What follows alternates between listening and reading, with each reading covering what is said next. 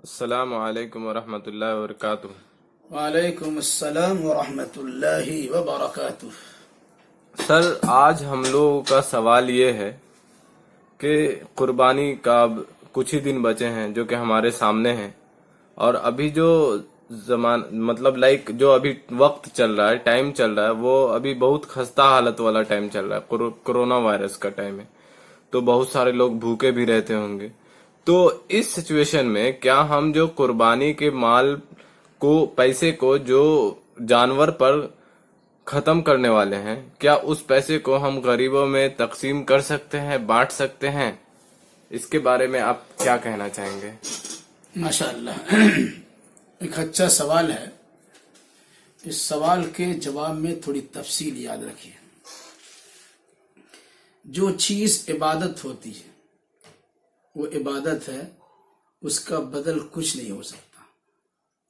قربانی کرنا سال میں ایک بار، ذی الحجہ کے مہینے میں 10ویں، 11ویں، 12ویں اور 13ویں تاریخ تک قربانی کرنا احادیث نبویہ سے ثابت ہے، اور یہ باضابطہ مستقل عبادت ہے۔ اس عبادت کے بدلے عام طور سے انسان بڑی خیر خواہی دکھاتا ہے اور غریبوں پر ترس کھانے کا جذبہ دکھاتا ہے کہ کیوں نہ ایسا ہو، اس بار عبادت قربانی کو موقوف کر دیا جائے اور اس مال کو غریب و نادار پر خرچ کر دیا جائے۔ بظاہر یہ اچھا لگتا ہے، غریبوں کی مدد کی جائے گی، اور بیمار طبیعت کے لوگ اسے اچھا سمجھتے بھی ہیں اور اس کی ہاں میں ہاں ملانے کی کوشش بھی کرتے ہیں۔ لیکن یہ بات یاد رکھنی چاہیے، جو چیز عبادت ہوتی ہے اس کا کوئی بدل نہیں ہوتا۔ کوئی انسان یہ کہے کہ حج میں بڑا لمبا خرچ ہوتا ہے، پیسے بھی خرچ ہوتے ہیں، وقت بھی لگتا، تو کیوں ایسا نہ کیا جائے؟ معاشرے میں بڑا پھور قسم کے لوگ ہیں، غریب و نادار قسم کے لوگ ہیں، 3 لاکھ روپے حج پہ خرچ ہوتا ہے، اسے جمع کر لیا جائے اور محلے کے غریب و مفلس لوگوں پر تقسیم کر دیا جائے، پھر تو زندگی میں کوئی حج نہیں کر سکے گا۔ اسی طریقے سے اور بہت ساری چیزیں آ سکتی ہیں، مگر یہ یاد رکھیے کہ جس زمانے میں اللہ کے نبی صلی اللہ علیہ وسلم نے قربانی کی، آپ مدینہ تشریف لے گئے، مکہ سے ہجرت کیے، مدینہ پہنچ گئے، 10 سالوں تک آپ نے مدینہ میں قیام فرمایا اور ہر سال آپ نے قربانی کی، جبکہ صورتحال یہ تھی کہ مہینوں مہینوں چولہا نہیں جلتا تھا۔ اس کے باوجود سال میں ایک مرتبہ اس عبادت کے کرنے کا موقع ملتا ہے، سال بھر چولہا جلے نہ جلے ہمیں اس کی پرواہ نہیں ہے، لیکن یہ عبادت ہم کو انجام دینا ہے۔ آج کے اس دور میں کوئی ایسا غریب نہیں ہے جس کے گھر میں روزانہ چولہا نہ جلتا ہو، کوئی بھوکا نہیں سوتا ہے۔ آدمی بھوکا اٹھتا ہے لیکن سوتا ہے تو پیٹ بھر کے سوتا ہے۔ ویسے اگر کسی کو اللہ تبارک و تعالیٰ پہ مکمل وشواس بھروسہ ہو، اس حدیث کی روشنی میں کہ اگر تم توکل اور بھروسہ کا حق ادا کر دو، جس طرح توکل اور بھروسہ کرنے کا حق ہے، تو اللہ تبارک و تعالیٰ تمہیں روزی پہنچائے گا۔ پھر اس کی مثال دی گئی کہ پرندہ صبح صبح اپنے گھونسلوں سے نکلتا ہے، خالی پیٹ ہوتا ہے، نہ اس کے گھر میں گھونسلہ میں کچھ ہوتا، نہ اس کے پاس کچھ ہوتا ہے، لیکن جب وہ شام کو واپس ہوتا ہے، اس کا پیٹ بھرا ہوا ہوتا ہے۔ تو آج کے دور میں کوئی بھوکا نہیں ہے، کچھ لوگ ایسے ہیں، لیکن اگر اس قربانی کے پیسے کو ان بھوکے انسانوں پہ خرچ کر دیا جائے، کیا اس کا بھوکا پن ختم ہو جائے گا؟ کیا اس کی غربت دور ہو جائے گی؟ ہرگز نہیں۔ اس موقع پر کچھ لوگ ایسے آتے ہیں، بڑی خیر خواہی کا کارنامہ دکھانے کی کوشش کرتے ہیں۔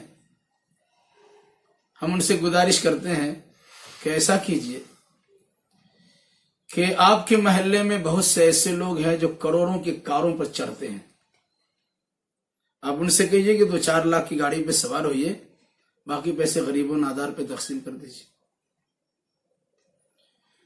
بہت سے ایسے بھی لوگ ہیں جو دوست احباب کی مجلس میں بیٹھتے ہیں تو 1000-2000 روپیہ شام کے ناشتے میں ان کے صرف ہو جاتے ہیں، ان سے کہیے کہ بھائی ان پیسوں کو بچا لیجئے، معاشرے کے غریب لوگوں پہ تقسیم کر دیجیے۔ سماج میں ایسے بھی لوگ ہیں جن کے بچے اسکول میں پڑھتے ہیں، آج کے اسکولوں کا جو فیس ہے وہ کمر توڑ ہے، بڑی موٹی رقم ہوتی ہے۔ عام طور سے جو اسکول ہے اس میں 4000-5000 روپے ماہانہ بچوں کا فیس ہے۔ لاماٹینیا اسکول ہے، اس میں 8 سے 10,000 روپے بچوں کا فیس ہے ماہانہ۔ ہیریٹیج ایک اسکول ابھی نیا کھلا ہے، 14 سے 15,000 روپے ایک بچے کا ماہانہ فیس ہے۔ میری گزارش یہ ہے کہ ان لوگوں سے ملا جائے، اور اگر ایسے ذہنیت کے لوگ یہ سوال کرتے ہوں کہ قربانی نہ کیا جائے، ان پیسوں غریبوں میں تقسیم کر دیا جائے، تو ایسا کیا جائے، ان غریبوں پہ ترس کھائیے، ضرور کھائیے، اپنے بچوں کو 1 سال کے لیے ڈراپ کر دیجیے، کسی رفاہی ادارے میں پڑھنے کے لیے بھیج دیجیے، اور جو 1 سال میں آپ کے بچوں کا فیس بچتا ہے کم سے کم 50,000 روپیہ اور زیادہ سے زیادہ 1.5-2 لاکھ روپیہ، اگر ہر آدمی یہ کرنا شروع کر دے تو انشاءاللہ الرحمن ان کے علاقے کی غربت و افلاس دور ہو جائے۔ اس لیے میری گزارش یہ ہے کہ ایسے سوالات جو اٹھتے ہیں اسے بڑی سنجیدگی سے لینے چاہیے، اور جو جواب ماہرین امت کی طرف سے مل جائے اسے قبول کر کے عوام و خواص تک پہنچانا بھی چاہیے۔ قربانی کی شرعی حیثیت برقرار ہے، اسے کوئی تبدیل نہیں کر سکتا۔ بہت سے لوگ جانور پر ظلم کا بہانہ بناتے ہیں، ہم ان سے کہتے ہیں کہ اپنے ملک کی اور سرحد کی حفاظت کے لیے ہزاروں سپاہی آپ کے شہید ہو جاتے ہیں، کیا انسان کی جان کی قدر نہیں ہے؟ قربت و نزدیکی کے حصول کے لیے اس کی ضرورت ہے، ہر چیز میں قربانی ہے۔ جانوروں کی خوراک کے لیے بہت سارے درخت کاٹ دیے جاتے ہیں، انسان خود اپنے کھانے پینے کے لیے بہت سارے غلہ کو کاٹ کے اپنے گھر میں لاتا ہے، گاہتا ہے، دہنی کرتا ہے، اس سے چارہ نکالتا، بیج نکالتا، چاول اور گیہوں نکالتا، پھر اسے کھاتا ہے۔ درختوں کی بھی قربانی ہوتی ہے۔ کھانا پکانے کے لیے یہ دیکھا جاتا ہے کہ بہت سارے درخت کاٹ دیے جاتے ہیں، اس کی لکڑی کا استعمال ہوتا ہے۔ تو ہر چیز میں قربانی ہے۔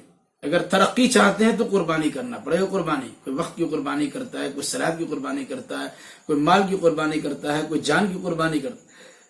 اس طرح اگر کوئی انسان موجودہ دور میں شرعی قربانی کو مشکوک بنانے کی ناپاک کوشش کرتا ہے، ایسے لوگوں سے ہوشیار رہنے کی بھی ضرورت ہے۔ اور کوئی انسان ایسا سوال کرتا ہے تو لجنے کی ضرورت نہیں ہے، اس کا دندان شکن مسکت و مدلل جواب بھی دینا چاہیے، تاکہ آدمی اس قسم کے اعتراض کرنے سے پرہیز کرے۔ تو قربانی در حقیقت ایک عبادت ہے، اور جو عبادت اللہ اور اس کے رسول نے متعین کر دی ہے اسے کوئی بدل نہیں سکتا۔ چنانچہ سورہ میں اللہ نے کیا کہا، وَلِكُلِّ أُمَّةٍ جَعَلْنَا مَنْسَكًا لِيَذْكُرُوا اسْمَ اللَّهِ عَلَى مَا رَزَقَهُم مِّن بَهِيمَةِ الْأَنْعَامِ۔ اللہ نے ہر قوم میں قربانی کا طریقہ رائج کر دیا، تاکہ اللہ نے جو اپنی جانب سے انسان کو چوپایا جانور میسر کیا ہے ان پر اللہ کا نام لیا جائے۔ تو 10 تاریخ کو، 11، 12 تاریخ کو اور 13 تاریخ کو بھی سب سے بہتر عمل جانور کی قربانی ہے۔ اپنی صلاحیت کے مطابق جانور کی قربانی کرنی چاہیے، اور ایسے لوگوں کے دام فریب میں نہیں جانا چاہیے جو غریبوں کی غربت پر ترس کھانے کو اراپتے ہیں اور دکھاتے کہ ان کے بڑے خیر خواہ ہیں۔ ان کے مگرمچھ کے آنسو پہ جانا نہیں چاہیے، بلکہ اللہ اس کے رسول کے فرمان کے مطابق عمل کرنے کی کوشش کرنی چاہیے۔ اللہ ہمیں بھی، آپ کو بھی اور جملہ مسلمانوں کو بھی نیک سمجھ کی توفیق دے، اور ایسے فتنہ پروروں کے سوالات کا صحیح جواب دینے اور ان کو سمجھانے کی اللہ تبارک و تعالی توفیق بھی دے۔ السلام علیکم ورحمۃ اللہ وبرکاتہ۔ بہت بہت شکریہ سر، جزاک اللہ خیر۔